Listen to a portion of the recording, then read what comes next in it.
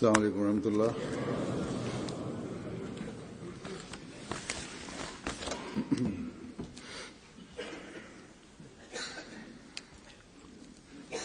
أشهد أن لا إله إلا الله وحده لا شريك له وأشهد أن محمدا عبده ورسوله أما بعد فأعوذ بالله من الشيطان الرجيم بسم الله الرحمن الرحيم الحمد لله رب العالمين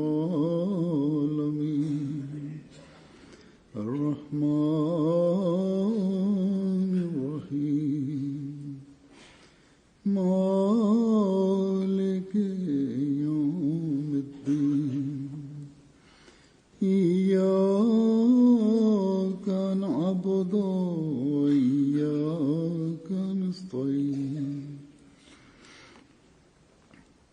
اهدنا الصراط المستقيم صراط الذين أنعمت عليهم غير المغضوب عليهم ولا الضالين.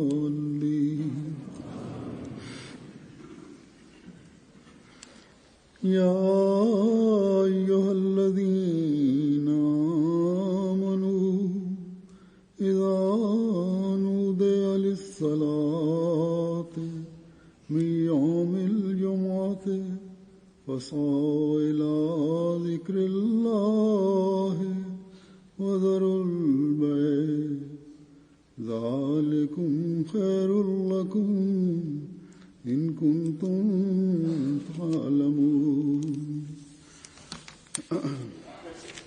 وإذا قضيت الصلاة فانتشروا في الأرض وابتغوا من فضل الله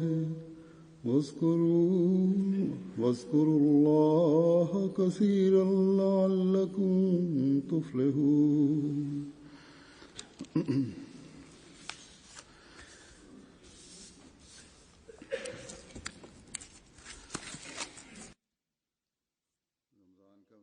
റമദാൻ മാസം അതിന്റെ അവസാനത്തിലേക്ക് അടുത്തുകൊണ്ടിരിക്കുകയാണ്.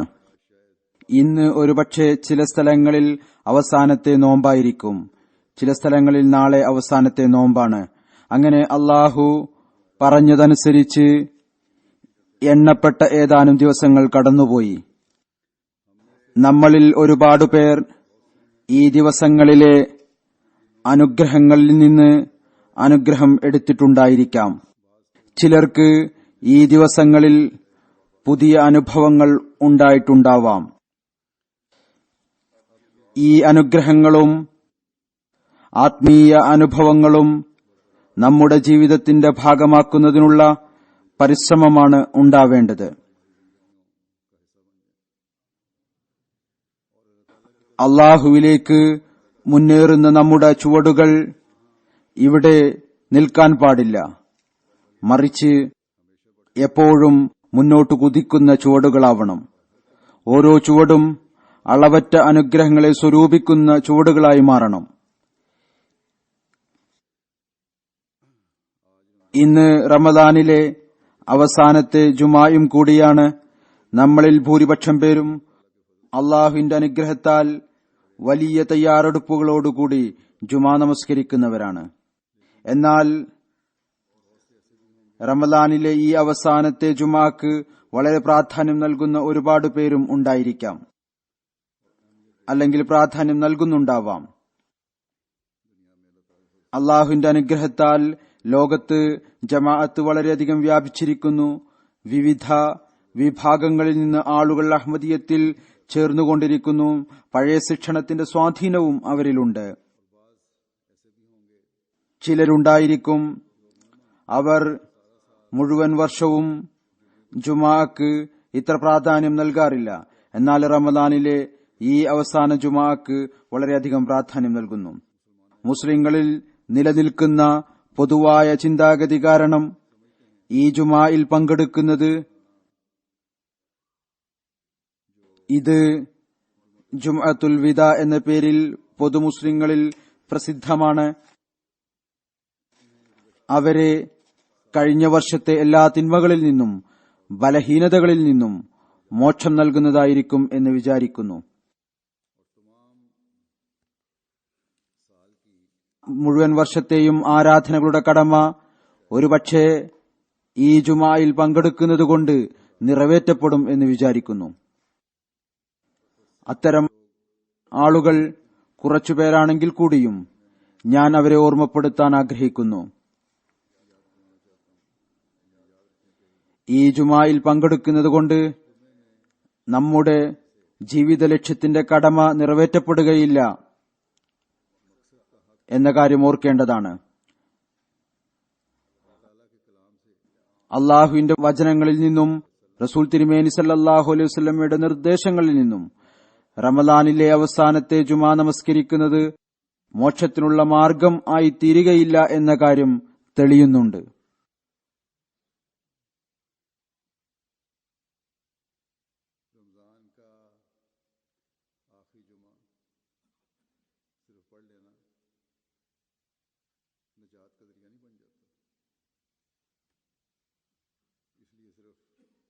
അതുകൊണ്ട് മോക്ഷം പ്രാപിക്കാൻ ആഗ്രഹിക്കുന്ന മനുഷ്യൻ ഇതിൽ പങ്കെടുത്താൽ മനുഷ്യന്റെ ഇഹപരലോകങ്ങൾ ഉത്തമമായി തീരും. ഒരുവിധത്തിലും ഇത്തരം കാര്യങ്ങളൊന്നും തെളിയുന്നില്ല. നമ്മുടെ യുവാക്കളും നമ്മളിൽ ജുമാ നമസ്കാരത്തിൽ അലസത കാണിക്കുന്നവരും ഈ കാര്യം ഓർക്കേണ്ടതാണ്. അനഹ്മദികളിൽ അഥവാ ജുംഅത്തുൽ വിദായുടെ ചിന്താഗതി ഉണ്ട് എങ്കിൽ അഹമ്മദിയ ജമാഅത്തിൽ അള്ളാഹുവിന്റെയും അവന്റെ റസൂലിന്റെയും അധ്യാപനങ്ങളുടെ അടിസ്ഥാനത്തിൽ ജുംഅത്തുൽ വിദായുടെ ഒരു ചിന്താഗതിയും ഇല്ല, ഉണ്ടാവാൻ പാടുള്ളതല്ല. അഥവാ ഇന്നത്തെ ജുമായിൽ തയ്യാറെടുപ്പുകളോടുകൂടി പങ്കെടുക്കുന്നവരുടെ ഹൃദയത്തിൽ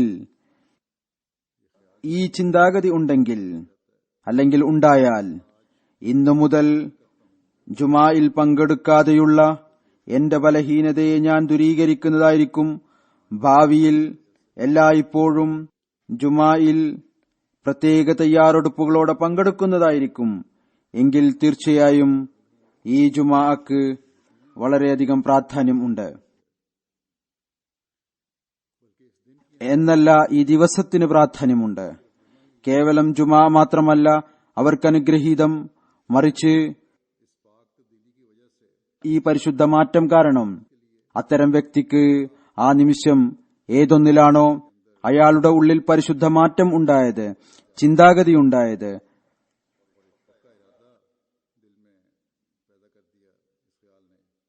ആ ചിന്ത ഒരു ഉറച്ച തീരുമാനം ഹൃദയത്തിൽ ഉണ്ടാക്കിയെങ്കിൽ, അതായത് ഞാൻ അള്ളാഹുവിന്റെ കൽപ്പനകൾക്ക് പ്രാധാന്യം നൽകും, അതിൽ അടിയുറച്ചു നിൽക്കും, അത്തരം ആൾക്ക് ഈ ദിവസവും നിമിഷവും ലൈലത്തുൽ ഖദ്റായി മാറും.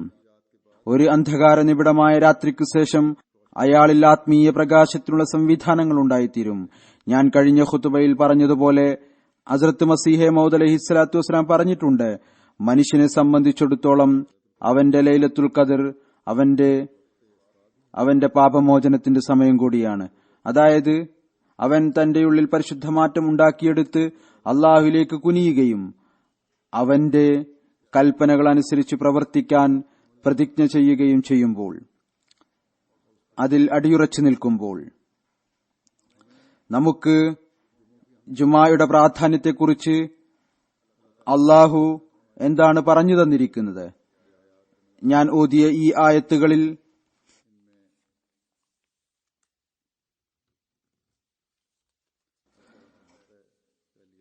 ആദ്യത്തെ ആയത്തിൽ അള്ളാഹു പറയുന്നു, അല്ലയോ വിശ്വസിച്ചവരെ, വെള്ളിയാഴ്ച ദിവസം അതിന്റെ ഒരു ഭാഗത്ത് നമസ്കാരത്തിനായി വിളിക്കപ്പെട്ടാൽ അള്ളാഹുവിനെ സ്മരിക്കുന്നതിലേക്ക് നിങ്ങൾ ധൃതിപ്പെട്ടു പോവുകയും വ്യാപാരം നിർത്തിവെക്കുകയും ചെയ്യുക.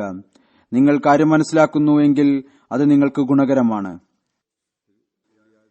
പിന്നെ അടുത്ത ആയത്തിൽ പറഞ്ഞു, നമസ്കാരം നിർവഹിച്ചു കഴിഞ്ഞാൽ നിങ്ങൾ ഭൂമിയിൽ പിരിഞ്ഞു പോവുകയും അള്ളാഹുവിന്റെ അനുഗ്രഹത്തിൽ നിന്ന് അന്വേഷിക്കുകയും ചെയ്തുകൊണ്ടിരിക്കുക. നിങ്ങൾ വിജയം പ്രാപിക്കുന്നതിനായി അള്ളാഹുവിനെ അധികമായി സ്മരിക്കുകയും ചെയ്യുക.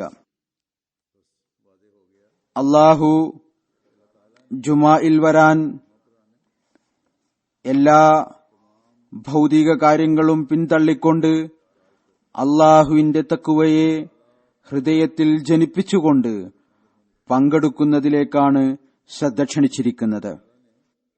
അള്ളാഹു ഈ ആയത്തുകളിൽ റമദാന്റെ ജുമായിലോ അല്ലെങ്കിൽ റമദാനിലെ അവസാനത്തെ ജുമായിലോ പങ്കെടുക്കാനുള്ള കൽപ്പനയല്ല നൽകിയിരിക്കുന്നത്. മറിച്ച് ഒരു വ്യത്യാസവും കൽപ്പിക്കാതെ ജുമാ നമസ്കാരത്തിന്റെ പ്രാധാന്യത്തിലേക്ക് ശ്രദ്ധ ക്ഷണിച്ചിരിക്കുന്നു. പറഞ്ഞു, എല്ലാ ജുമാകളും വളരെ പ്രാധാന്യമുള്ളതാണ്. അതുകൊണ്ട് നിങ്ങൾ വിശ്വാസികളാണെങ്കിൽ, നിങ്ങൾ വിശ്വസിച്ചിരിക്കുന്നു എന്ന് വാദിക്കുന്നുണ്ട് എങ്കിൽ ജുമായുടെ പ്രത്യേക ദിവസം അത് നിങ്ങളെ സംബന്ധിച്ചിടത്തോളം സാധാരണ ദിവസങ്ങളെക്കാൾ വലുതാണ്. അത് പ്രത്യേകിച്ച് അള്ളാഹുവിനെ സ്മരിക്കുന്നതിനു വേണ്ടി പ്രത്യേകപ്പെടുത്തിയതാണ്. അതിൽ നിങ്ങളുടെ കച്ചവടം, നിങ്ങളുടെ വ്യവഹാരം, നിങ്ങളുടെ തിരക്കുകൾ ഉപേക്ഷിച്ചുകൊണ്ട് പങ്കെടുക്കുക. യാ അയ്യുഹല്ലദീന ആമനു എന്ന് പറഞ്ഞുകൊണ്ട്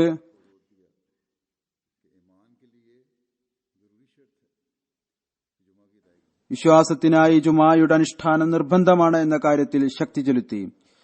എല്ലാ ജുമാകളിലും പങ്കെടുക്കുക എന്നതാണ് നിർബന്ധമായ നിബന്ധന. കാരണങ്ങളില്ലാതെ പങ്കെടുക്കാത്തയാൾ തന്റെ ഈമാനെക്കുറിച്ച് വ്യാകുലപ്പെടേണ്ടതാണ്. ജുമായിൽ വൈകി വരുന്നവരും ചിന്തിക്കേണ്ടതാണ്. തങ്ങളുടെ ജോലികൾ ഒതുക്കി തീർക്കണമെങ്കിൽ സമയത്തിനു മുമ്പേ ഒതുക്കി തീർക്കുക. അള്ളാഹു പറയുന്നു, നിങ്ങളെ ജുമാക്ക് വേണ്ടി വിളിക്കപ്പെട്ടാൽ ജുമാക്ക് വരുന്ന സമയം ഇവിടെ എല്ലാവർക്കും അറിയാം. 1 മണിയാണ് ജുമായുടെ സമയം. വിവിധ രാജ്യങ്ങളിൽ, വിവിധ സ്ഥലങ്ങളിൽ സമയം ഏതായിരുന്നാലും നിശ്ചയിക്കപ്പെട്ടിരിക്കും. ഇവിടെ യൂറോപ്പിൽ പ്രത്യേകിച്ച് യാത്രയുടെ മാർജിനും വെക്കേണ്ടതാണ്. അങ്ങനെ മാർജിൻ വെച്ച് തയ്യാറെടുപ്പ് നടത്തേണ്ടതാണ്. ഈ രാജ്യങ്ങളിൽ ട്രാഫിക്കിനെയും പാർക്കിങ്ങിനെയും കുറിച്ചും ചിന്തിക്കേണ്ടതാണ്. ചില ബുദ്ധിമുട്ടുകൾ ഉണ്ടാകുന്നു, പ്രത്യേകിച്ച് തിരക്കുള്ള സമയങ്ങളിൽ. ജുമായുടെ ദിവസം ഈ എല്ലാ കാര്യങ്ങളെയും പരിഗണിക്കേണ്ടതാണ്. എന്നിട്ട് സമയം കണക്കാക്കി പുറപ്പെടേണ്ടതാണ്. റസൂൽ തിരുമേനി സല്ലല്ലാഹു അലൈഹി വസല്ലം ജുമാ ദിവസം ആദ്യം വരുന്നയാളെ വലിയ പ്രതിഫലത്തിന്റെ ഉടമയാക്കിയിട്ടുണ്ട്. റസൂൽ തിരുമേനി സല്ലല്ലാഹു അലൈഹി വസല്ലം പറഞ്ഞു, വെള്ളിയാഴ്ച ദിവസം പള്ളിയുടെ എല്ലാ വാതിലുകളിലും മലക്കുകൾ നിൽക്കുന്നു. അവർ പള്ളിയിൽ ആദ്യം വരുന്ന ആളെ ഒന്നാമതായി എഴുതുന്നു. അങ്ങനെ പള്ളിയിൽ വരുന്നവരുടെ ലിസ്റ്റ് തയ്യാറാക്കുന്നു. ഇമാം തന്റെ ഖുതുബ അവസാനിപ്പിക്കുന്നതുവരെ. അപ്പോൾ ആ മലക്കുകൾ തങ്ങളുടെ രജിസ്റ്റർ അടച്ചുവെക്കുന്നു. പള്ളിയിൽ വരുന്ന ഓരോരുത്തർക്കും വെള്ളിയാഴ്ച പള്ളിയിൽ വരുന്നതിനും ദിക്ർ ഇലാഹി ചെയ്യുന്നതിനും പ്രത്യേകം പ്രതിഫലം ഉണ്ട്. ഇമാമിനെ പ്രതീക്ഷിക്കുമ്പോഴും ഖുതുബക്കിടയിലും അവർ ഈ പ്രതിഫലത്തിൽ നിന്ന് ഭാഗം കരസ്ഥമാക്കിക്കൊണ്ടിരിക്കുന്നു. റസൂൽ തിരുമേനി സല്ലല്ലാഹു അലൈഹി വസല്ലം ജുമാക്ക് പ്രാധാന്യം നൽകാത്തവരെ വളരെയധികം താക്കീത് ചെയ്തിട്ടുണ്ട്. റസൂൽ തിരുമേനി സല്ലല്ലാഹു അലൈഹി വസല്ലം പറഞ്ഞു, ആരാണോ അറിഞ്ഞുകൊണ്ട് 3 ജുമാ ഉപേക്ഷിച്ചത്, അള്ളാഹു അയാളുടെ ഹൃദയം മുദ്രവെക്കുന്നു. ഈ പ്രാധാന്യം നാം ഓരോരുത്തരും നമ്മുടെ മുന്നിൽ വെക്കേണ്ടതാണ്.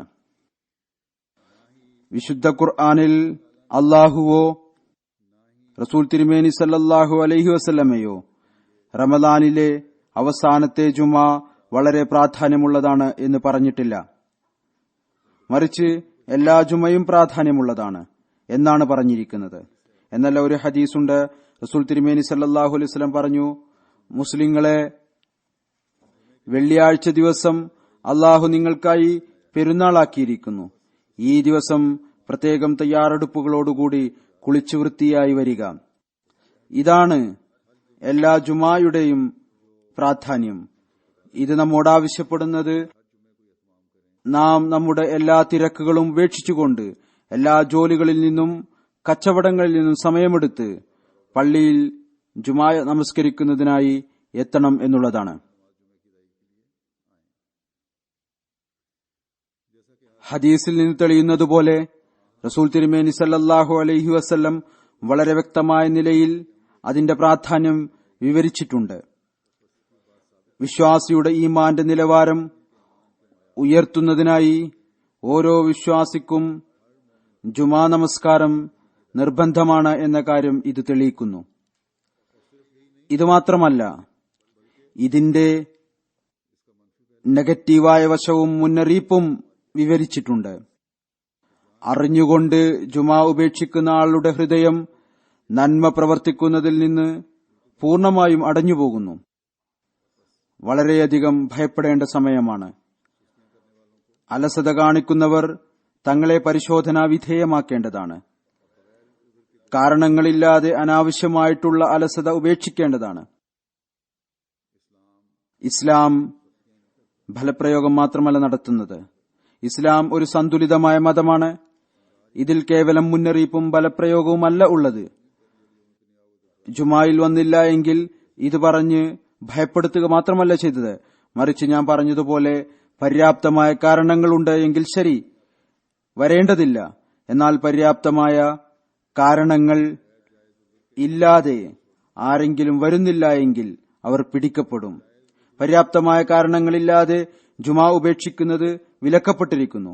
ഈ പര്യാപ്തമായ കാരണങ്ങൾ എന്തൊക്കെയാണ് എന്നും റസൂലുള്ളാഹി സ്വല്ലല്ലാഹു അലൈഹി വസല്ലം വിവരിച്ചിട്ടുണ്ട്. ആർക്കൊക്കെയാണ് കാരണങ്ങൾ ഉണ്ടാവുക? റസൂൽ തിരുമേനി സല്ലല്ലാഹു അലൈഹി വസല്ലം പറഞ്ഞു, എല്ലാ മുസ്ലിങ്ങളിലും ജമാഅത്തോടുകൂടി ജുമാ നമസ്കരിക്കേണ്ടത് നിർബന്ധമാണ്, 4 കൂട്ടരൊഴികെ. അങ്ങനെ മാറ്റി നിർത്തപ്പെട്ട ആ 4 പേർ ആരാണ്? അവരാണ് അടിമകൾ, സ്ത്രീകൾ, കുട്ടികൾ, രോഗികൾ. ഇതാണ് ഇസ്ലാമിന്റെ മനോഹരമായ അധ്യാപനങ്ങൾ. നിർബന്ധിതാവസ്ഥയിൽ ഉള്ളവർക്കും പര്യാപ്തമായ കാരണങ്ങൾ ഉള്ളവർക്കും അവധി നൽകി. എല്ലാ സ്ത്രീകളും, കുട്ടികളും രോഗികളും തന്റെ യജമാനന്റെ കാഠിന്യം കാരണം നിർബന്ധിതനായ അടിമ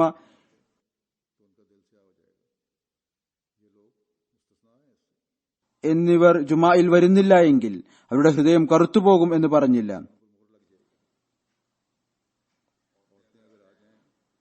ഇവർ ഈ കാര്യത്തിൽ നിന്ന് വ്യത്യസ്തരാണ്. ഇവരെക്കുറിച്ച് ഇവരുടെ ഹൃദയത്തിൽ മുദ്രവെക്കപ്പെടും എന്നല്ല പറഞ്ഞത്.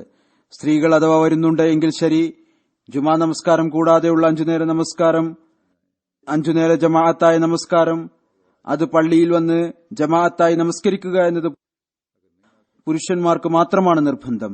സ്ത്രീകൾ നിർബന്ധമായും പള്ളിയിൽ വരണം എന്നില്ല. എന്നാൽ ജുമായിൽ സ്ത്രീകൾ വരുന്നു എങ്കിൽ അത് നല്ല കാര്യമാണ്. ഇനി അഥവാ വരുന്നില്ല എങ്കിൽ അതിൽ കുഴപ്പമൊന്നുമില്ല.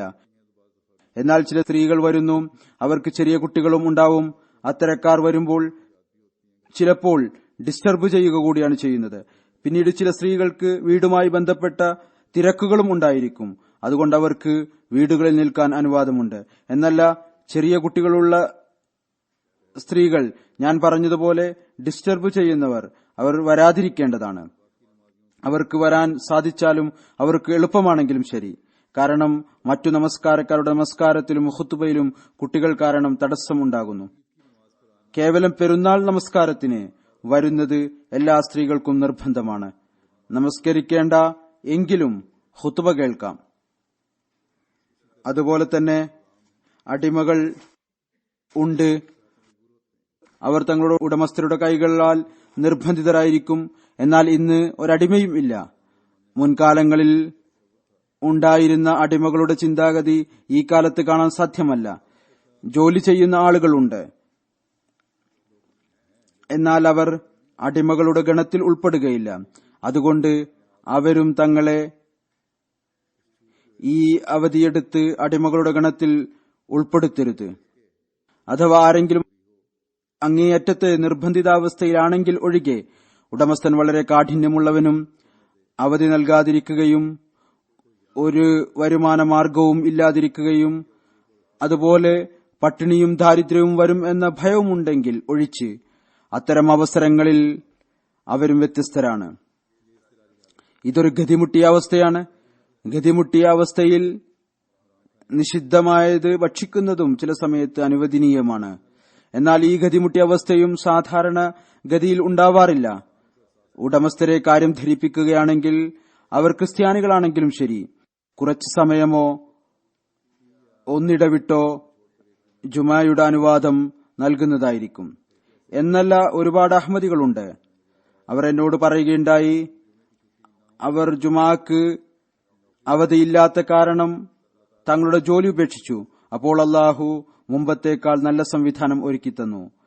നാം ജുമാക്ക് പ്രാധാന്യം നൽകണം എന്ന കാര്യം നാം മുന്നിൽ വെക്കുകയാണെങ്കിൽ പിന്നീട് ദുആ ചെയ്യുകയും ചെയ്യുക. വളരെ കഠിനമായ അവസ്ഥയാണ്. ജുമാ നഷ്ടപ്പെട്ടുകൊണ്ടിരിക്കുകയാണ്. അല്ലാഹുവെ എളുപ്പമാക്കി തരണമേ. അങ്ങനെയാണെങ്കിൽ അല്ലാഹു വേദനാഹൃദയത്തോടുകൂടി ചെയ്ത ദുആ സ്വീകരിച്ചുകൊണ്ട് അതിനുള്ള സംവിധാനവും ഒരുക്കി തരുന്നു, എളുപ്പമാക്കി തരുന്നു. അതുപോലെ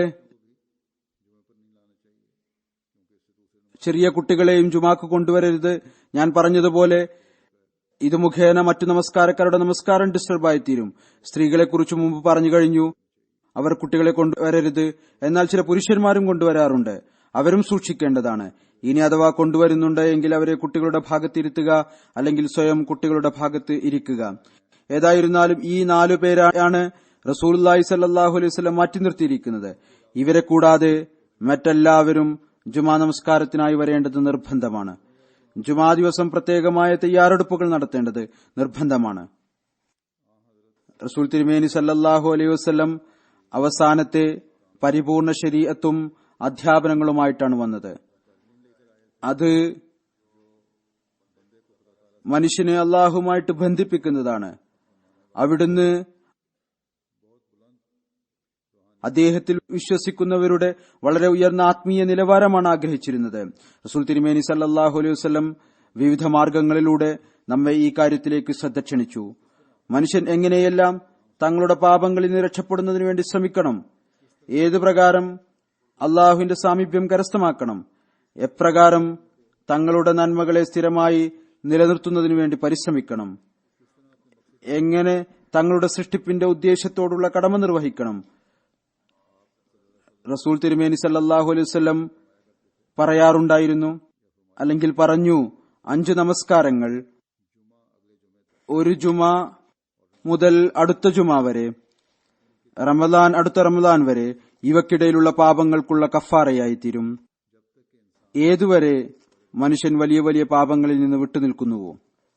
ഇതാണ് നമുക്ക് വേണ്ടിയുള്ള റസൂൽ തിരുമേനി സല്ലല്ലാഹു അലൈഹി വസല്ലമയുടെ മാർഗദർശനം.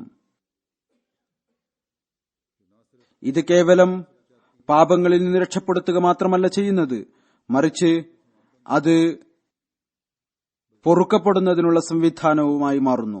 എന്നാൽ ആത്മീയതയിലും ഉയർത്തുന്നു. ഏതൊരാളാണോ യഥാർത്ഥ നിലയിൽ ഒരു നമസ്കാരത്തിനു ശേഷം അടുത്ത നമസ്കാരത്തെക്കുറിച്ച് വ്യാകുലപ്പെടുന്നത്, ഏതെങ്കിലും പാപിയോ അക്രമിയോ മറ്റുള്ളവരുടെ അവകാശം ധ്വംസിക്കുന്ന വ്യക്തിയോ ഈ വിധത്തിൽ ഞാൻ അടുത്ത നമസ്കാരത്തിന് പോകണം, അതിന് തയ്യാറെടുപ്പ് നടത്തണം എന്ന നിലയിൽ വ്യാകുലപ്പെടുകയില്ല.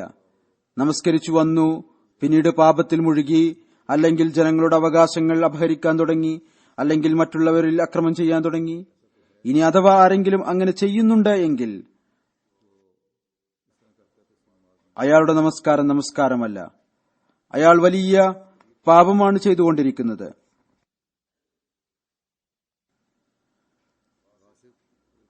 ആരെങ്കിലും മറ്റുള്ളവരുടെ അവകാശം നിർബന്ധപൂർവം കൈയടക്കുന്നവനാണ് എങ്കിൽ അയാളുടെ നമസ്കാരം പിന്നീട് അള്ളാഹുവിനു വേണ്ടിയല്ല, തന്റെ തിന്മകളെ മുന്നിൽ വെച്ചുകൊണ്ടല്ല. അത്തരം നമസ്കാരക്കാർ ആരുടെ നമസ്കാരമാണോ അവരുടെ നാശത്തിന് ഹേതുവായിത്തീരുന്നത് അത്തരം നമസ്കാരക്കാരിൽ ഉൾപ്പെടുന്നു. വിശുദ്ധ ഖുർആന്റെ കൽപ്പനയനുസരിച്ച് അത് അവരുടെ മുഖത്തേക്ക് വലിച്ചെറിയപ്പെടുന്നു. പിന്നീട് റസൂൽ തിരുമേനി സല്ലല്ലാഹു അലൈഹി വസല്ലം 5 നമസ്കാരങ്ങൾ പറഞ്ഞുകൊണ്ട് ഈ 5 നമസ്കാരങ്ങൾ നിങ്ങളിൽ നിർബന്ധമാണ് എന്ന കാര്യത്തിലേക്കും ശ്രദ്ധിപ്പിച്ചു. അവയെ അള്ളാഹു പറഞ്ഞു തന്ന അതിന്റെ എല്ലാവിധത്തിലുള്ള നിർബന്ധ നിബന്ധനകളോടൊപ്പം അനുഷ്ഠിക്കേണ്ടത് നിങ്ങളിൽ നിർബന്ധമാണ്. അതുപോലെ ജുമായിലേക്ക് ശ്രദ്ധ ക്ഷണിച്ചു. ജുമായിൽ പങ്കെടുത്ത് ഏതെല്ലാം അനുഗ്രഹങ്ങളിൽ നിന്നും ഇമാമിന്റെ ഖുതുബയിൽ നിന്നും നിങ്ങളുടെ ഉള്ളിൽ നന്മയുടെ ചിന്തയുണ്ടായത് അതിനെ അടുത്ത ജുമാ വരെ നിലനിർത്തണം.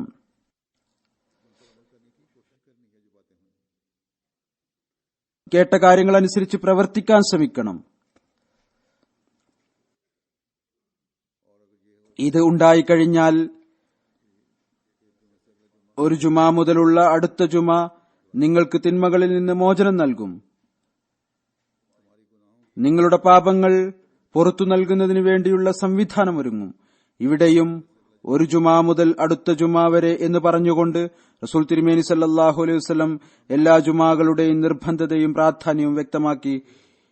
എന്നിട്ട് ഇതുപോലെ റംസാന്റെ പ്രാധാന്യം വിവരിച്ചു. അതുകൊണ്ട് നന്മയിൽ നിലനിൽക്കുന്നത്, ഒരു തുടർച്ചയോടുകൂടി നിലനിൽക്കുന്നത്, അതുതന്നെയാണ് മനുഷ്യനെ തിന്മകളിൽ നിന്ന് രക്ഷപ്പെടുത്തുന്നത്.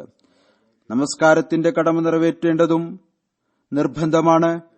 ജുമാ കൃത്യതയോട് അനുഷ്ഠിക്കേണ്ടതും നിർബന്ധമാണ്. റമദാനിൽ നിന്നും ആ നിബന്ധനകളോടുകൂടി അനുഗ്രഹം കരസ്ഥമാക്കുന്നത് പാപത്തിനുള്ള കഫാറയായിത്തീരും. നന്മയിൽ പുരോഗതി നൽകുകയും ചെയ്യുന്നു. ഏതൊരു നിബന്ധനയാണോ അള്ളാഹു റമദാനിലെ നോമ്പുകൾക്കായി വെച്ചിരിക്കുന്നത്, അഥവാ യഥാർത്ഥ തഖ്വയിൽ ചരിക്കണമെങ്കിൽ ഈ കാര്യങ്ങളെ ഏതായിരുന്നാലും അവലംബിക്കേണ്ടതായി വരും. അള്ളാഹുവിന്റെ സാമീപ്യം അഥവാ കരസ്ഥമാക്കണമെങ്കിൽ അതിനെ പിൻപറ്റേണ്ടതായി വരും. പാപങ്ങളെ പൊറുക്കുന്നതിനുള്ള സംവിധാനം ഒരുക്കണമെങ്കിൽ അള്ളാഹു നമുക്ക് പറഞ്ഞു തന്നിരിക്കുന്ന മാർഗം അനുസരിച്ച് പ്രവർത്തിക്കേണ്ടതായി വരും. നമുക്ക് ഈ കാര്യങ്ങൾക്കായി അള്ളാഹു ഒരു ദിവസത്തെ പ്രവർത്തന രൂപരേഖയും നൽകി, ഒരാഴ്ചക്കുള്ള രൂപരേഖയും നൽകി, ഒരു വാർഷിക രൂപരേഖയും പറഞ്ഞു തന്നു. അത് മനുഷ്യന്റെ ആത്മീയ പരിഷ്കരണത്തിന് അത്യാവശ്യമാണ്. ആരാണോ ഈ ഘട്ടങ്ങളിലൂടെ കടന്നുകൊണ്ട് മുന്നോട്ടു പോകുന്നത് അവർ അള്ളാഹുവിന്റെ മഗ്ഫിറത്തിനും പൊറുക്കലിനും പാത്രമായിത്തീരുന്നു. ജുമാക്ക് എത്രമാത്രം പ്രാധാന്യമാണ് ഉള്ളത് എന്ന് കൂടുതൽ പ്രകാശിതമായ നിലയിൽ വ്യക്തമായി. വർഷത്തിനു ശേഷം ആത്മീയ വളർച്ചയ്ക്കുള്ള പരിപാടിയിൽ അള്ളാഹു റമദാൻ മാസം നിശ്ചയിച്ചു. ജുമഅത്തുൽ വിദായല്ല നിശ്ചയിച്ചത്. വർഷത്തിൽ റമദാനിലെ അവസാനത്തെ ജുമാ നമസ്കരിക്കുക എന്നല്ല പറഞ്ഞത്, മറിച്ച് മുഴുവൻ റമദാൻ മാസമാണ് നിശ്ചയിച്ചത്. ജുമായുടെ ബർക്കത്തിൽ നിന്ന് അനുഗ്രഹം കരസ്ഥമാക്കുന്നതിനായി റസൂൽ തിരുമേനി സല്ലല്ലാഹു അലൈഹി വസല്ലം ഓരോ 7 ദിവസത്തിനു ശേഷം വരുന്ന ജുമാക്കും പ്രാധാന്യമുള്ളതും പൊറുക്കലിനുള്ള മാർഗവുമായി പറയുന്നു. വരുന്ന ഓരോ ജുമായും നമ്മെ സംബന്ധിച്ചിടത്തോളം ഈ സാക്ഷ്യം പറയുന്നതായിരിക്കണം: നാം അള്ളാഹുവിനോടുള്ള ഭയത്താൽ ഈ ദിവസങ്ങൾ കഴിച്ചുകൂട്ടി. അള്ളാഹുവിനെ ദേഷ്യപ്പെടുത്തുന്ന ഒരു കാര്യവും നമ്മൾ ചെയ്തിട്ടില്ല, അല്ലെങ്കിൽ അള്ളാഹുവിന്റെ കോപത്തിന് കാരണമാകുന്ന കാര്യം അറിഞ്ഞുകൊണ്ട് ചെയ്തിട്ടില്ല. അങ്ങനെയാണ് എങ്കിൽ അള്ളാഹു ചെറിയ ചെറിയ തെറ്റുകളും വീഴ്ചകളും കുറവുകളും മാപ്പാക്കി തരുന്നതായിരിക്കും. ഓരോ ജുമായും അള്ളാഹുവിന്റെ സമക്ഷത്തിൽ ഈ സാക്ഷ്യം നൽകുന്നു: ഈ ദാസൻ പൊതുവിൽ ഭയപ്പെട്ടുകൊണ്ട് ഈ ദിവസങ്ങൾ കഴിച്ചുകൂട്ടാൻ പരിശ്രമിച്ചു. അതുപോലെ തന്നെ ദിവസേനയുള്ള നമസ്കാരങ്ങളുമുണ്ട്. ഇതും അള്ളാഹുവിന്റെ പ്രീതിയെ മുൻനിർത്തി അനുഷ്ഠിക്കുകയാണെങ്കിൽ അതും നമ്മുടെ ഭാഗത്ത് സാക്ഷ്യം പറയും. ഇതേ അവസ്ഥ തന്നെയാണ് റമദാനിലെ നോമ്പിന്റേതും. ഇതുതന്നെയാണ് കഫാറ, പാപപരിഹാരത്തിന്റെ അർത്ഥവും ഈ ഇബാദത്തുകളുടെ സാക്ഷ്യം നമ്മുടെ ഭാഗത്ത് ആയിക്കൊണ്ട് നമുക്ക് പൊറുക്കലിനുള്ള സാധന സാമഗ്രികളായി മാറും. പിന്നീട് ജുമായുടെ പ്രാധാന്യം, അതിന്റെ മനോഹാരിതയെക്കുറിച്ചും റസൂൽ കരീം സല്ലല്ലാഹു അലൈഹി വസല്ലം ഒരു സ്ഥലത്ത് പ്രകാരം പറയുന്നു: ദിവസങ്ങളിൽ ഏറ്റവും നല്ല ദിവസം ജുമാ ദിവസമാണ്. അതിൽ എനിക്ക് കൂടുതൽ സ്വലാത്ത് ചൊല്ലുക, കാരണം ഈ ദിവസം നിങ്ങളുടെ ഈ സ്വലാത്ത് എന്റെ മുന്നിൽ സമർപ്പിക്കുന്നതായിരിക്കും. റസൂൽ തിരുമേനി സല്ലല്ലാഹു അലൈഹി വസല്ലമയ്ക്ക് സ്വലാത്ത് ചെല്ലാൻ അള്ളാഹുവിന്റെ എന്നേക്കുമുള്ള കൽപ്പനയാണ്. ഇത് അള്ളാഹുവിന്റെ കൽപ്പന കൂടിയാണ്. ഈ സ്വലാത്ത് അവിടുത്തെ മുമ്പിൽ സമർപ്പിക്കുന്നതായിരിക്കും. അതും എല്ലായ്പ്പോഴേക്കും ഉള്ളതാണ്. അവിടുന്ന് പറഞ്ഞത് കൊണ്ട് അവിടുത്തെ ജീവിതത്തിലേക്കുള്ളത് മാത്രമല്ല, ജുമായുടെ നിലനിൽക്കുന്ന മറ്റൊരനുഗ്രഹമാണിത്. ജുമഅത്തുൽ വിദായിൽ ചെയ്യുന്ന സലാത്തുകൾ റസൂൽ തിരുമേനി സല്ലല്ലാഹു അലൈഹി വസല്ലമയുടെ മുമ്പിൽ സമർപ്പിക്കപ്പെടും എന്നെവിടെയും പറഞ്ഞിട്ടില്ല. മറിച്ച് എല്ലാ ജുമായിലുമാണ് ഇത് സമർപ്പിക്കപ്പെടുന്നത്. ഈ അനുഗ്രഹത്തിൽ നിന്ന് അനുഗ്രഹം കരസ്ഥമാക്കുന്ന നമ്മളിലുള്ളവർ ഭാഗ്യവാന്മാരാണ്. അങ്ങനെ സ്വലാത്ത് ചൊല്ലുന്നവരിൽ ഉൾപ്പെട്ടുകൊണ്ട് അള്ളാഹുവിന്റെ അനുഗ്രഹത്തിന് അവകാശികളായി മാറുന്നു. അല്ലാഹുമ്മ സ്വല്ലി അലാ മുഹമ്മദിൻ വഅലാ ആലി മുഹമ്മദിൻ കമാ സ്വല്ലൈത അലാ ഇബ്രാഹിമ വഅലാ ആലി ഇബ്രാഹിമ ഇന്നക ഹമീദും മജീദ്. അല്ലാഹുമ്മ ബാരിക് അലാ മുഹമ്മദിൻ വഅലാ ആലി മുഹമ്മദിൻ കമാ ബാരക്ത അലാ ഇബ്രാഹിമ വഅലാ ആലി ഇബ്രാഹിമ ഇന്നക ഹമീദും മജീദ്. ഈ അനുഗ്രഹങ്ങളാണ് ജുമായുടേത്. ഇത് കരസ്ഥമാക്കുന്നതിന് നമ്മളിൽ ഓരോരുത്തരും പരിശ്രമിക്കേണ്ടതാണ്. അല്ലാഹുവും വളരെയധികം നൽകുന്നവനാണ്. പറയുന്നു, ജുമായുടെ പ്രാധാന്യം മുന്നിൽ വെച്ചുകൊണ്ട് നിങ്ങൾ ഇതിന്റെ കടമ നിറവേറ്റുകയും നിങ്ങളുടെ കച്ചവടങ്ങളും തിരക്കുകളും ജുമായുടെ കാരണം കൊണ്ട് അള്ളാഹുവിന്റെ അനുഗ്രഹത്തെ കരസ്ഥമാക്കുന്നതിനു വേണ്ടി പിന്തള്ളിക്കൊണ്ട് പ്രവർത്തിക്കുകയാണെങ്കിൽ നിങ്ങൾ ആത്മീയമായ നിലയിൽ പുരോഗതി കൈവരിക്കുന്നവരായി തീരും എന്ന് മാത്രമല്ല, ഭൗതിക അനുഗ്രഹങ്ങളും നിഷേധിക്കപ്പെട്ടവരായി തീരുകയില്ല. ജുമാ നമസ്കാരത്തിന് ശേഷം നിങ്ങളുടെ കച്ചവടങ്ങളിലേക്ക് പോയിക്കൊള്ളുക, എന്നിട്ട് അള്ളാഹുവിന്റെ അനുഗ്രഹങ്ങൾ അന്വേഷിക്കുക. രണ്ടാമത്തെ ആയത്തിൽ ഇതാണ് പറഞ്ഞിരിക്കുന്നത്. അള്ളാഹു നിങ്ങളുടെ പ്രവർത്തികളിൽ അനുഗ്രഹം ചൊരിയുന്നതായിരിക്കും. ഇതും ഒരു ജാമ്യമാണ്. അള്ളാഹുവിന്റെ അനുഗ്രഹം കൊണ്ട് തന്നെയാണ് ജോലികളിൽ അനുഗ്രഹം ഉണ്ടാകുന്നത്. അഥവാ അവനുവേണ്ടി ജുമായുടെ അല്പസമയം ത്യജിക്കുകയാണ് എങ്കിൽ വ്യവഹാരങ്ങളിലും അനുഗ്രഹം ഉണ്ടാകും. അവന്റെ അനുഗ്രഹങ്ങളെ കരസ്ഥമാക്കുന്നവരായിത്തീരും. അള്ളാഹുവിനു വേണ്ടി കുറച്ചു സമയം തന്റെ ജോലിയുടേത് ചിലവഴിക്കപ്പെടുമ്പോൾ അള്ളാഹു എല്ലാ ജോലികളും നന്നാക്കി തീർക്കുന്നവനും എല്ലാ ശക്തികളുടെയും ഉടമസ്ഥനാണ്. അവൻ നിങ്ങളുടെ ഭൗതികവും ഇഹലോകപരമായിട്ടുള്ള നഷ്ടങ്ങൾ അതും പൂർത്തീകരിച്ചു തരുന്നവനാണ്. വ്യവഹാരങ്ങളിൽ അനുഗ്രഹം ചൊരിഞ്ഞ് തന്റെ അനുഗ്രഹം കൊണ്ട് അനുഗ്രഹിക്കുന്നതായിരിക്കും. അഥവാ ഒരു വിശ്വാസിയുടെ ഭൗതികത കരസ്ഥമാക്കലും അള്ളാഹുവിന്റെ അനുഗ്രഹത്തിൽ നിന്നാണ് എന്ന് പറയുന്നു. അള്ളാഹു ഭൗതികതയെ ആർജിക്കുന്നതിൽ നിന്ന് തടയുന്നില്ല. എന്നാൽ ഏതൊരു ജോലിയാണോ കൃത്യമായി കൃത്യസമയത്ത് ചെയ്യേണ്ടത് അത് ചെയ്യാനും പൂർത്തിയാക്കാനും ശ്രദ്ധ ക്ഷണിച്ചിരിക്കുന്നു. ഈ അനുഗ്രഹങ്ങൾ കരസ്ഥമാക്കുന്നതിനായി നിങ്ങൾ ചെയ്യേണ്ട പരിശ്രമം അത് ജുമാ നമസ്കാരത്തിന് ശേഷം ചെയ്യുക. അങ്ങനെ അള്ളാഹുവിന്റെ റഹ്മത്തിൽ നിന്നും അനുഗ്രഹത്തിൽ നിന്നും ഭാഗം കരസ്ഥമാക്കുക. എന്നാൽ ഓർക്കുക, ഈ ഭൗതിക ജോലികൾ ഉണ്ടായിരുന്നിട്ടും അള്ളാഹുവിനെ ഒരിക്കലും മറക്കരുത്. ഇതും അള്ളാഹു പറയുകയുണ്ടായി. എന്നല്ല, അള്ളാഹുവിന്റെ സ്മരണ കൊണ്ട് നിങ്ങളുടെ നാവിനെ ആർദ്രമാക്കി വെക്കുക. ഭൗതിക കച്ചവടങ്ങളും അള്ളാഹുവിന്റെ ഉദ്ദേശവും കൽപ്പനകൾക്കും അനുസരിച്ചായിരിക്കണം. ഒരു വിധത്തിലുള്ള വഞ്ചനയും ചതിയും കളവും അലസതയും ഉണ്ടാവാൻ പാടില്ല. അഥവാ കച്ചവടത്തിലും പ്രവർത്തികളിലും ഈ കാര്യങ്ങൾ നിങ്ങളോടൊപ്പം ഉണ്ടെങ്കിൽ പാപികളായി മാറുമായിരിക്കും. അള്ളാഹുവിന്റെ പാപികളായി മാറും. അള്ളാഹുവിന്റെ സ്മരണയെ മറക്കുന്നവരായി മാറുന്നു. അള്ളാഹുവിന്റെ ദിക്ർ ഇത്തരം കാര്യങ്ങളിൽ നിന്ന് നിങ്ങളെ രക്ഷപ്പെടുത്തേണ്ടതായി മാറേണ്ടതാണ്.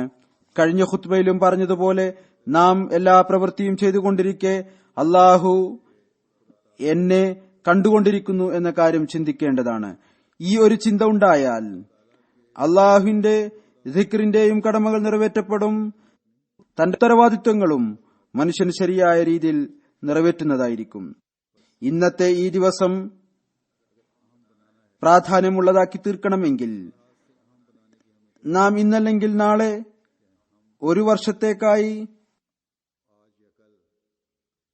റമദാനിലെ ഇബാദത്തുകളിൽ നിന്ന് പുറത്തുവരികയാണ്.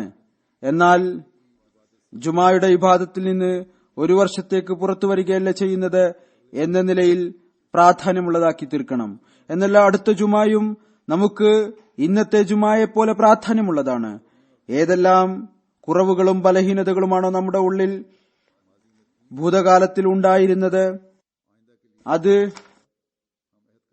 ഭാവിയിൽ ദൂരീകരിക്കാൻ നാം പ്രതിജ്ഞ ചെയ്യുന്നു. ഈ ഒരു ചിന്തയുണ്ട് എങ്കിൽ നാം ജുമായെ വിദാ ചെയ്യുന്നവരായിരിക്കുകയില്ല. മറിച്ച് തങ്ങളുടെ തിന്മകളെയും ബലഹീനതകളെയും അലസതകളെയും വിദാ ചെയ്തുകൊണ്ട് അവയിൽ നിന്ന് എല്ലായ്പ്പോഴും രക്ഷപ്പെടുന്നതിനായി അള്ളാഹുവിന്റെ അഭയത്തിൽ വരുന്നതിനായി പരിശ്രമിക്കുന്നവരായിരിക്കും. റമദാൻ അനുഗ്രഹങ്ങളിൽ നിന്നും പ്രയോജനമെടുക്കുക എന്നതും ഇതുതന്നെയാണ്. റമദാൻ മാസത്തിൽ നമുക്ക് ഏതെല്ലാം നന്മകളിലാണോ തൗഫീക്ക് ലഭിച്ചത്, അതിൽ അഥവാ വർധന ഉണ്ടാക്കിയില്ല എങ്കിലും ഏറ്റവും ചുരുങ്ങിയത് അവയിൽ നിലനിന്നുകൊണ്ട് അടുത്ത റമദാനെ നാം സ്വാഗതം ചെയ്യണം. നാം ജുമായെ വിദാ ചെയ്തു എന്ന ചിന്താഗതിയുള്ളവരാകാനും പാടില്ല. നാം റമദാനെ വിദാ ചെയ്തു എന്ന ചിന്താഗതിക്കാരാകാനും പാടില്ല. റമദാനിന് ഇടക്ക് അനുഭൂതി കരസ്ഥമാക്കിയ ഇബാദത്തുകളെ വിദാ ചെയ്തു എന്ന ചിന്താഗതി നമുക്കുണ്ടാകാൻ പാടില്ല. അഥവാ ആരുടെയെങ്കിലും ഉള്ളിൽ ഈ ചിന്താഗതി ഉണ്ടായാൽ അയാൾ തന്റെ സൃഷ്ടിപ്പിന്റെ ഉദ്ദേശത്തിൽ നിന്ന് ദൂരേക്ക് പോകുന്നു. ആരാണോ സൃഷ്ടിപ്പിന്റെ ഉദ്ദേശത്തിൽ നിന്ന് ദൂരേക്ക് പോയിട്ടുള്ളത്, അയാൾ തഖ്വയിൽ നിന്ന് ദൂരത്തിലാണ്. ആരാണോ തഖ്വയിൽ നിന്ന് ദൂരപ്പെട്ടു നിൽക്കുന്നത്, അയാൾ അല്ലാഹുവിന്റെ അനുഗ്രഹങ്ങളെ കരസ്ഥമാക്കുന്നവനായി തീരുകയില്ല. ചുരുക്കത്തിൽ റമദാനിൽ നാം എന്തെല്ലാമാണോ കരസ്ഥമാക്കുന്നതിന് വേണ്ടി പരിശ്രമിച്ചത്, അത് സ്വയം നാം പാഴാക്കിക്കളഞ്ഞു. ഏതൊരു വിജയത്തെക്കുറിച്ചാണോ അള്ളാഹു വാഗ്ദാനം ചെയ്തത്, അത് നമുക്ക് നിഷേധിക്കപ്പെട്ടതായി തീർന്നു.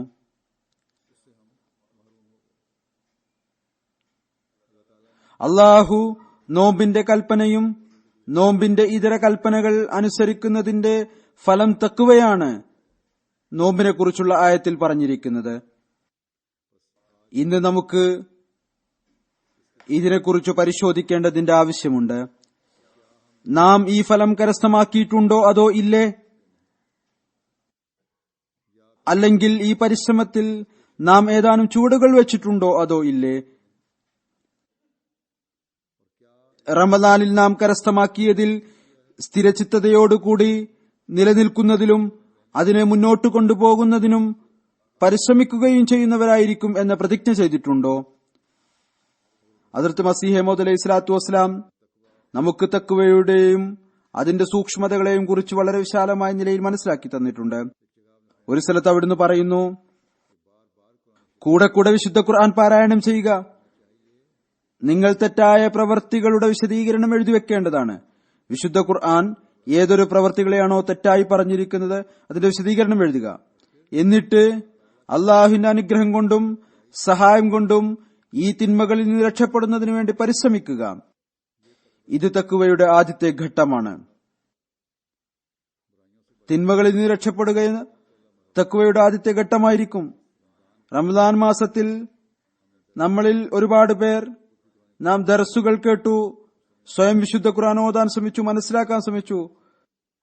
നമ്മളിൽ ഒരുപാട് പേർ തിന്മകളും മനസ്സിലാക്കി, നന്മകളും മനസ്സിലാക്കി. നന്മ ചെയ്യുക എന്ന ഘട്ടം പിന്നീടാണ് വരുന്നത്. അവിടുന്ന് പറയുന്നു, തഖ്വയുടെ ആദ്യത്തെ ഘട്ടം ഇതാണ്.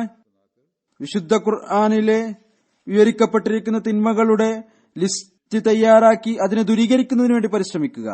ഈ തിന്മകളിൽ നിന്ന് രക്ഷപ്പെടുന്നതിനുള്ള ശ്രമം മനുഷ്യനെ തഖ്വയുടെ ആദ്യത്തെ ഘട്ടത്തിൽ കൊണ്ടു നിർത്തുന്നു. പറയുന്നു, തിന്മകളിൽ നിന്ന് രക്ഷപ്പെടുക എന്നുള്ളത് നല്ല കാര്യമാണ്. അടുത്ത കാര്യം എന്താണ്? തിന്മകളിൽ നിന്ന് രക്ഷപ്പെടുക എന്ന നല്ല കാര്യമാണ്. അത് തഖ്വയുടെ ഒന്നാമത്തെ ഘട്ടമാണ്. എന്നാൽ ഇത് നന്മകളുടെ ആദ്യത്തെ ഘട്ടമാണ്. നന്മ ഇതിൽ അവസാനിക്കുന്നില്ല. അവിടുന്ന് പറയുന്നു, അള്ളാഹു പറയുന്നു, ഇത്രമാത്രമല്ല അവൻ തൃപ്തിപ്പെടുന്ന കാര്യമുള്ളത്. തിന്മകളിൽ നിന്ന് രക്ഷപ്പെടേണ്ടതാണ്. അതിനെതിരിൽ നന്മകൾ ചെയ്യുകയും ചെയ്യേണ്ടതാണ്. ഇതുകൂടാതെ രക്ഷയില്ല. നന്മ ചെയ്യുന്നില്ല എങ്കിൽ തിന്മ ചെയ്യാതെ ഞാൻ തഖ്വ സ്വായത്തമാക്കി എന്ന് വിചാരിക്കരുത്. അള്ളാഹുവിന്റെ സാമീപ്യം കരസ്ഥമാക്കാൻ നന്മ ചെയ്യാതെ സാധ്യമല്ല. എന്തുതന്നെയായാലും നന്മ ചെയ്യേണ്ടതായിട്ട് വരും. പറയുന്നു, താൻ തിന്മ ചെയ്യുന്നില്ല എന്നതിൽ അഹങ്കരിക്കുന്നവൻ. ചില ആളുകളുണ്ട്, തങ്ങൾ തിന്മ ചെയ്യുന്നില്ല എന്ന കാര്യത്തിൽ വലിയ അഹങ്കാരമുണ്ടാകും. അവർ വിഡ്ഢികളാണ്. ഇസ്ലാം മനുഷ്യനെ ഇതുവരെ മാത്രമല്ല എത്തിക്കുന്നത്, ഉപേക്ഷിക്കുന്നത്, മറിച്ച് അത് രണ്ടു ഭാഗങ്ങളും പൂർത്തിയാക്കാൻ ആഗ്രഹിക്കുന്നു. അതായത് തിന്മകളെ പൂർണ്ണമായ നിലയിൽ ഉപേക്ഷിക്കുക,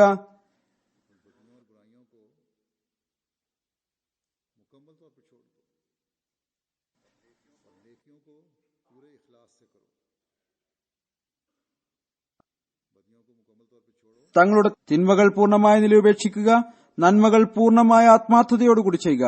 പറയുന്നു, ഏതുവരെ ഈ രണ്ട് കാര്യങ്ങളില്ലയോ അതുവരെ മോക്ഷം സാധ്യമല്ല.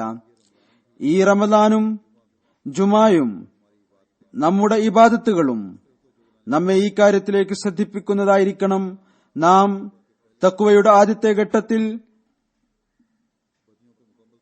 തിന്മയെ പൂർണ്ണമായ നിലയിൽ ഉപേക്ഷിക്കണം.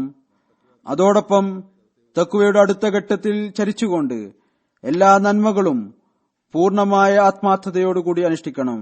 അവിടുന്ന് ഒരു സ്ഥലത്ത് പറഞ്ഞു, ഞാൻ തിന്മ ചെയ്തിട്ടില്ല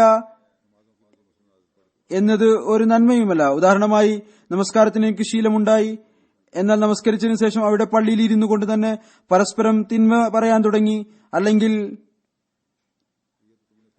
നന്മയുമായി ഒരു ബന്ധവുമില്ലാത്ത കാര്യങ്ങൾ പറയാൻ തുടങ്ങി. അങ്ങനെയാണ് എങ്കിൽ നിങ്ങൾ ആദ്യത്തെ ഘട്ടം പോലും തരണം ചെയ്തിട്ടില്ല. ജുമാ ദിവസം അതിൽ റസൂൽ തിരുമേനി സല്ലല്ലാഹു അലൈഹി വസല്ലം റസൂലുള്ളാഹി സ്വല്ലല്ലാഹു അലൈഹി വസല്ലമയുടെ നിർദ്ദേശത്തിന്റെ അടിസ്ഥാനത്തിൽ ദുആ സ്വീകരിക്കപ്പെടുന്ന ഒരു നിമിഷമുണ്ട്. റസൂൽ തിരുമേനി സല്ലല്ലാഹു അലൈഹി വസല്ലം പറഞ്ഞു, ജുമാ ദിവസം ദുആ സ്വീകരിക്കപ്പെടുന്ന ഒരു സമയമുണ്ട്. ഇതിനെക്കുറിച്ച് ഞാൻ മുമ്പ് പറഞ്ഞിട്ടുണ്ട്. റമദാൻ നമ്മെ നമ്മുടെ തിന്മകളിൽ നിന്ന് പൂർണ്ണമായും മോക്ഷം നൽകിക്കൊണ്ട് നമുക്ക് നന്മകളെ പരിപൂർണ ആത്മാർത്ഥതയോടുകൂടി അനുഷ്ഠിക്കാനുള്ള തൗഫീക്ക് നൽകിക്കൊണ്ട് വിട്ടുപിരിയുന്നതായി തീരണം. അതിനുവേണ്ടിയും ദുആ ചെയ്യുക. നാം യഥാർത്ഥ തഖ്വയിൽ ചരിക്കുന്നവരായി തീരട്ടെ. നാം ഹസ്രത്ത് മസീഹ് മൗഊദ് അലൈഹി സ്വലാത്തു വസ്സലാമിന്റെ ആഗമന ലക്ഷ്യത്തെ പൂർത്തിയാക്കുന്നവരായി തീരട്ടെ. ഇസ്ലാമിക അധ്യാപനങ്ങളെ തങ്ങളുടെ ജീവിതത്തിന്റെ ഭാഗമാക്കി ഈ മനോഹര അധ്യാപനങ്ങളെ ലോകത്തിന് പറഞ്ഞുകൊടുക്കുക. ഈ ദീനാണ് മനുഷ്യനെ ദൈവവുമായി ബന്ധിപ്പിക്കുക. ഈ ദീൻ തന്നെയാണ് പരസ്പരമുള്ള കടമകളെക്കുറിച്ച് ഉന്നതമായ നിലയിൽ മാർഗദർശനം നൽകുകയും ശ്രദ്ധിപ്പിക്കുകയും ചെയ്യുന്നത്. അള്ളാഹു നമുക്കതിനുള്ള തൗഫീക്ക് നൽകുമാറാകട്ടെ. അള്ളാഹു ബുദ്ധിമുട്ടുകളിൽ അകപ്പെട്ട എല്ലാ അഹമ്മദികളുടെയും ബുദ്ധിമുട്ടുകളിൽ നിന്ന് രക്ഷപ്പെടുത്തുമാറാകട്ടെ എന്നും ദുആ ചെയ്യുക. വിവിധ രൂപത്തിൽ ബുദ്ധിമുട്ടുകളിൽ അകപ്പെട്ടവരുടെ ബുദ്ധിമുട്ടുകൾ ദൂരീകരിക്കുമാറാകട്ടെ. അതുപോലെ തന്നെ അള്ളാഹു മുസ്ലിം ഉമ്മത്തിനും അവർക്ക് കാലഘട്ടത്തിന്റെ ഇമാമിനെ വിശ്വസിച്ച് ദുഃഖത്തിൽ നിന്നും പ്രയാസത്തിൽ നിന്നും പുറത്തു വരുന്നതിനുള്ള തൗഫീക്കിനു വേണ്ടിയും ദുആ ചെയ്യുക. ഇവർ പരസ്പരം ചെയ്യുന്ന ഈ അക്രമം അള്ളാഹു ഈ അക്രമത്തിൽ നിന്ന് ഇവരുടെ കൈകൾ തടയട്ടെ. ഇസ്ലാം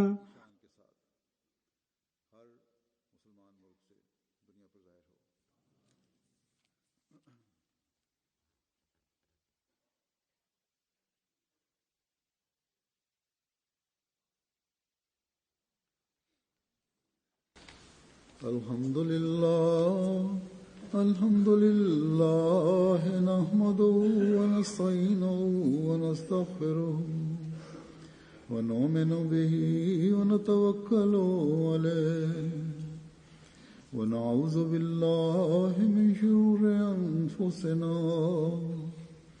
ومن سيئات أعمالنا من يهده الله فلا مضل له ومن يضلل فلا هادي له ونشهد أن لا إله إلا الله ونشهد أن محمدا عبده ورسوله عباد الله رحمكم الله إن الله يأمر بالعدل والإحسان وإيتاء ذي القربى